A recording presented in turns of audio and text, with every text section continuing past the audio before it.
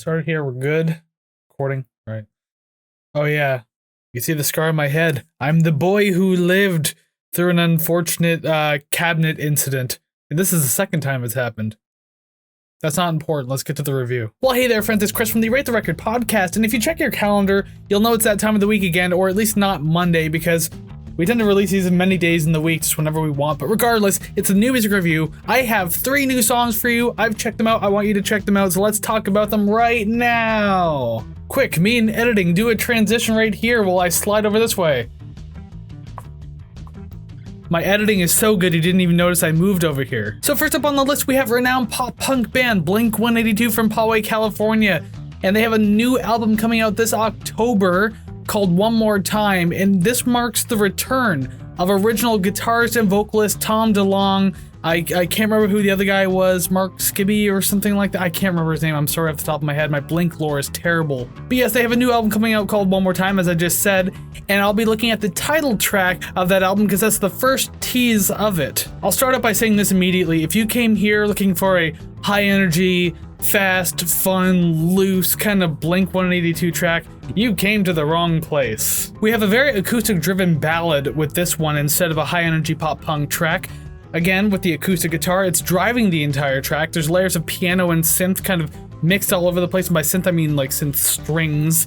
So you're getting a very kind of like emotional atmosphere with this one. So on the note of this song being a very emotional atmosphere type track, a lot of that comes with the lyrics too. Now, I know I don't do the lyrics a whole bunch on NMRs or even on the podcast for that matter, but these ones were very on the nose because this song was essentially just like an apology letter to one another in the band, that being between Mark, Tom, and Travis. They have the references of like, oh, we were strangers and then brother and then strangers again, now we're brothers again, because obviously, you know, they got together in the beginning, became brothers, broke up, now they're back together again, that whole thing. And then very specific references to events that nearly like not only like split the band for good, but literally killed the members. They have the reference of Travis's plane crash, Mark's cancer, and then it's like, it shouldn't take that to bring us back together. So again, like if you listen to the lyrics, it's all very straightforward. I feel like with this song, the vocals are a little too over-processed.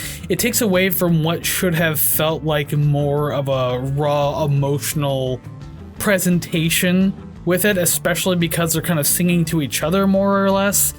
So the fact that it's over-processed just kind of cheapens it a little bit for me. Overall, I will say this one is kind of a sleeper though. I mean, it's not awful, but I do appreciate the message of the song, if anything, because obviously they're back together now and they're trying to put like the negative past behind them and just proceed as the friends they've always have been. So that's always nice, but the song itself, I don't know. You can always hope for more with the actual album when it comes out, but this one, not so much doing it for me. Number 2 on the list today is Ian Matthias Bavitz, aka Aesop Rock. He's a hip-hop artist out of Long Island, New York, and he's been on the music scene since 1996. He's been a part of many different music projects aside from just being Aesop Rock.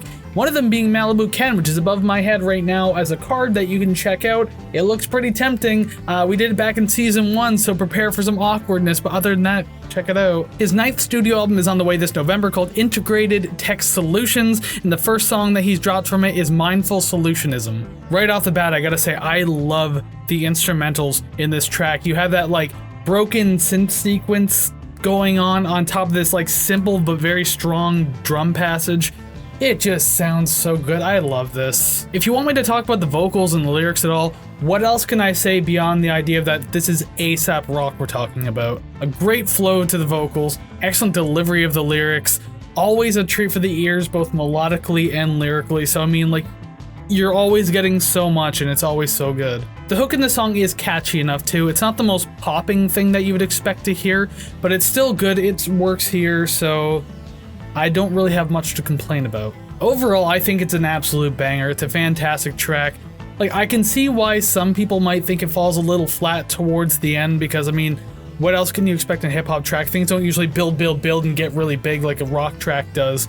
But I really like what's going on here. I've always dug Aesop, and this is absolutely no exception. I'm looking forward to the album dropping. Any more singles, gonna check them out. You should check it out too. Finally on the list, number 3, we have Vast Robot Armies, and they're a rock band, a post-rock band to be specific, out of Toronto, Ontario, Canada. And they've been on the scene since 2012 to 2013, started as like a solo act with this one guy, and then band members were added over time, so that's where we're at right now with them. And they've had a number of releases in that time, and the latest single, it's not even an album, just a single, dropped back on September 8th, and it's called Like a Bug. There's so many layers to take in the opening seconds of this track, and I mean, like, the verse starts practically immediately, and you hear different layers of like synths, bass, harmonized vocals, drums. I mean, it's so clean, but it's still got that bit of a dirty feeling to the production, if any of that makes sense. It's pretty cool though, I do like it. Now, correct me if I'm wrong, but I think I do sense some Queens of the Stone Age influence within this mix, which is definitely a plus for me, considering I like Queens of the Stone Age, and that's been, like, you know, documented pretty well over on the main channel. It really gives you a sense for what this band is like, because consider the vocals for a minute too, if you listen to this. I got some very Mark Lanigan feeling vocals in this one. Even Nick Oliveri, if you want to throw that in there, like to a lesser extent, but I would still put that in there. So the instrumentals match with those types of vocals, like very Queens of the Stone Age thing going on here. I could be wrong, but damn if I'm wrong, like that's so strong though. It's a chill track that still carries some pretty good life to it though. I do like the verses and choruses separately. One into the other kind of feels a little mismatched. It doesn't work too well. There's no real good transition to bring you one to the other, but they both sound good on their own, so I guess at the very least I'll give it points for that. With that said, overall it is a pretty damn decent track. It's a very full production that feels a little dirty, but still very bright and kind of warm in certain places too. I dig it, and I'll actually likely end up checking out more of these guys. And that's all I have for the NMR this week. Hurrah, I got through 3 songs. Did you get through 3 songs? Let me know what you thought of them down in the comments below, because you know I'm always curious to know, and I'm pretty sure Savannah is with hers as well. So if you're checking out hers, make sure you let her know down in the comments. But of course, you're here now. Comments, let me know what you thought. You know where else you can share your opinions about music that we listen to on the show and everything like that? RateTheRecord.ca, because you go over there and you find a bunch of places that you can actually air your opinions. All the streaming links over there, and you know, you can leave comments on all the streaming links too, because audio and video, there's comment sections everywhere. Social media pages, because obviously social media pages are meant for conversation, so go ahead and do that. But also over on RateTheRecord.ca, there's some other things you can find, like Ko-fi.com/RateTheRecord, which is the RTR Club, $5 a month. If it sounds interesting, check that out, because you get a bunch of bonus stuff. We also have merch, and you could request an album. So all of those things that I just said are all found at RateTheRecord.ca. So one more time, RateTheRecord.ca, bookmark it, check it out, be a part of the community. Now that community that we're trying to build, the one I just mentioned a second ago, is for the Rate the Record podcast, you know, the mainstay of this channel called Rate the Record Podcast. Can you actually imagine that?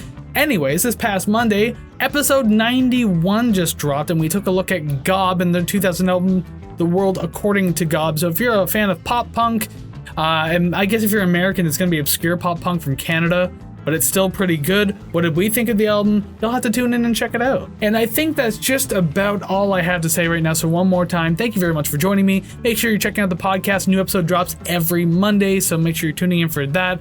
So until we see you again, go listen to some awesome music, and yeah, have a great week. Take care, friends.